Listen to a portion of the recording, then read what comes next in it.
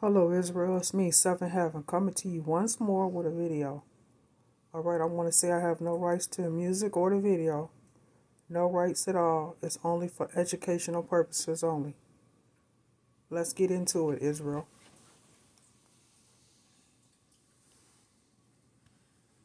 Tackled the issue of hygiene. Some of the things they did will come as a shock to you. For ancient Egyptians, food preparation took place in unsanitary, disgusting conditions and often used contaminated water.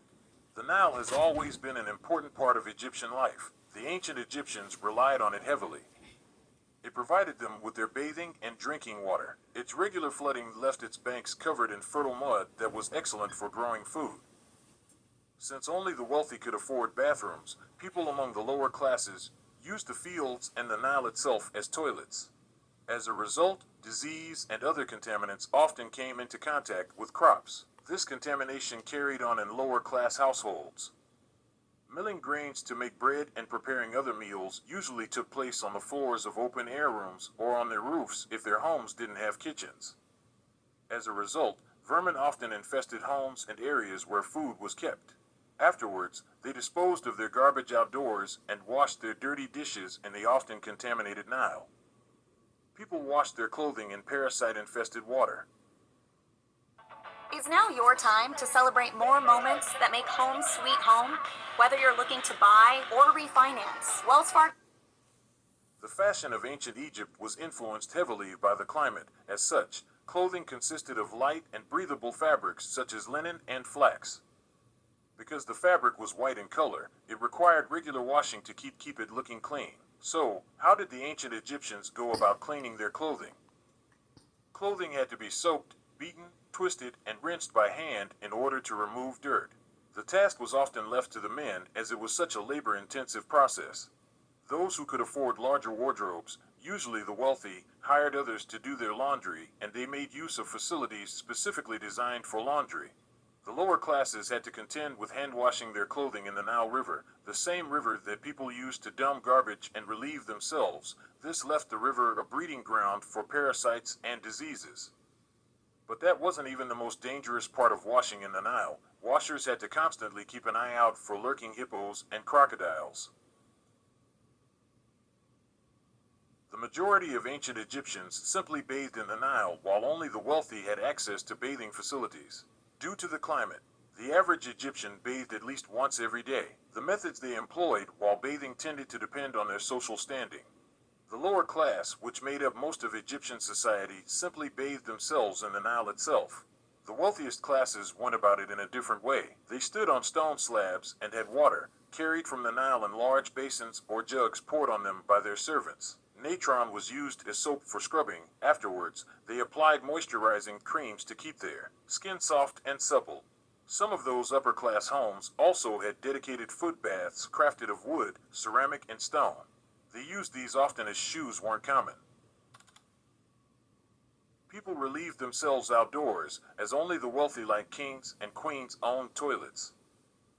Ancient Egyptians had no sewer systems.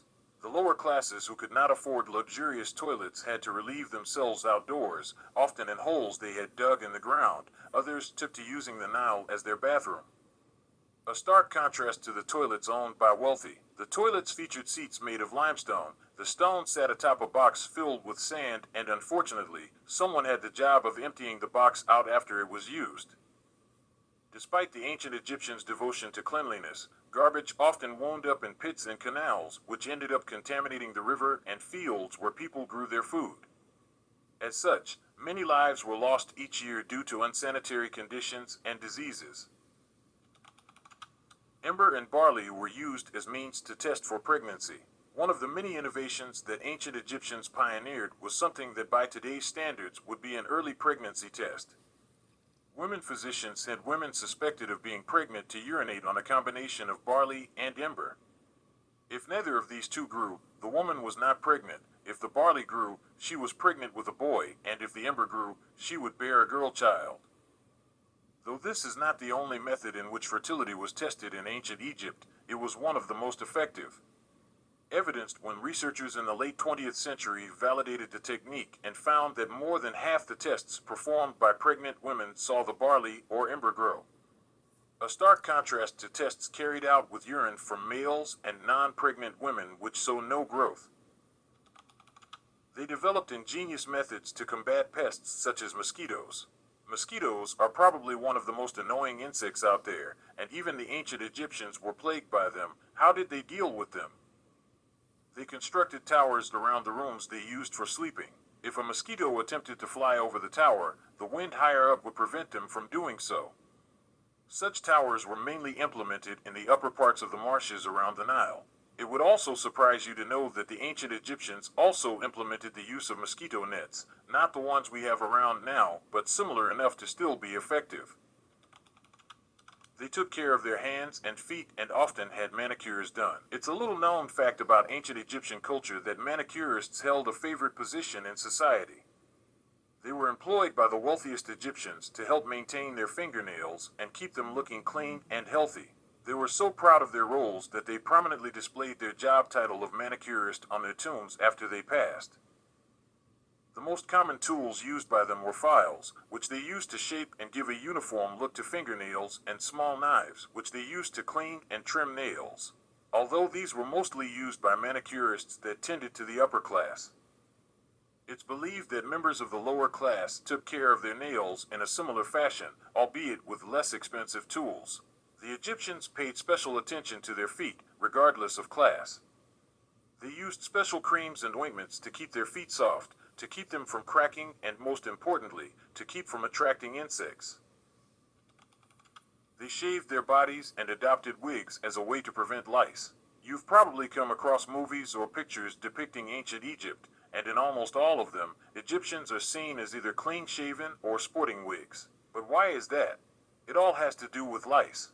These tiny little parasites tormented the ancient Egyptians so much that they decided to take drastic measures to ensure that the bugs could not live on their bodies. People shaved off all their hair using knives, razors, and tweezers so as to deprive the lice of areas in which they could live.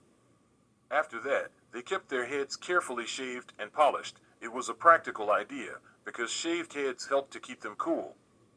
It was common for only children to have their natural hair. They shaved it as they grew older. Wigs were also another practical idea because they were light and yet they offered protection from sunstroke when people were out and about. The wealthiest Egyptians often owned several different styles of wigs, which they wore to different occasions. These wigs were made of either human hair or horse hair. Members of the lower classes couldn't always afford to have wigs made, so they wore head coverings or made wig-like creations from papyrus.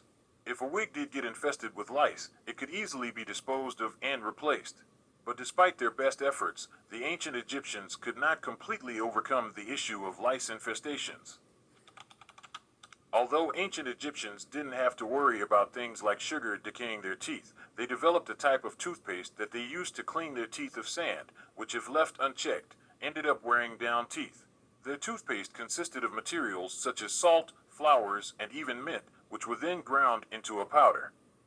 As the powder was brushed over their teeth, using their fingers, it mixed with saliva to form a paste. Eventually, though, they developed simple toothbrushes using a stick bound with thin strip of plants on one end of the stick which acted as bristles. Thank you for watching. Which of Much these love, practices Israel. came as a shock to you?